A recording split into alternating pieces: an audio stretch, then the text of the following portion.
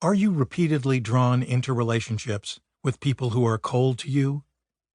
Do you feel that even the people closest to you do not care or understand enough about you? Do you feel that you are at your core somehow defective, that no one who truly knows you could possibly love and accept you? Do you put the needs of others above your own, so your needs never get met, and so you do not even know what your real needs are? Do you fear that something bad will happen to you, so that even a mild sore throat sets off a dread of more dire disease? Do you find that, regardless of how much public acclaim or social approval you receive, you still feel unhappy, unfulfilled, or undeserving? We call patterns like these life traps. In this book, we will describe the 11 most common life traps and will show you how to recognize them, how to understand their origins, and how to change them. A life trap is a pattern that starts in childhood and reverberates throughout life. It began with something that was done to us by our families or by other children. We were abandoned, criticized, overprotected, abused, excluded, or deprived.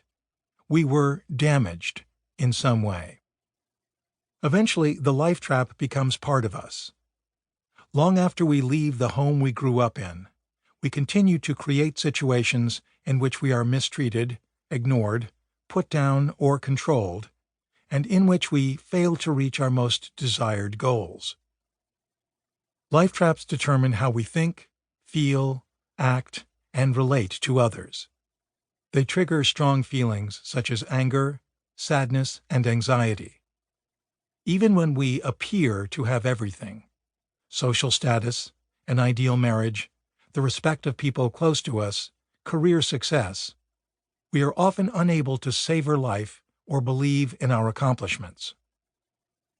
Jed, a 39-year-old stockbroker who is extremely successful. He conquers women, but never really connects with them. Jed is caught in the emotional deprivation life trap. When we were first developing the life traps approach, we began treating an intriguing patient named Jed. Jed perfectly illustrates the self-defeating nature of life traps. Jed goes from one woman to another, insisting that none of the women he meets can satisfy him. Each one eventually disappoints him. The closest Jed comes to intimate relationships is infatuation with women who sexually excite him. The problem is that these relationships never last. Jed does not connect with women, he conquers them.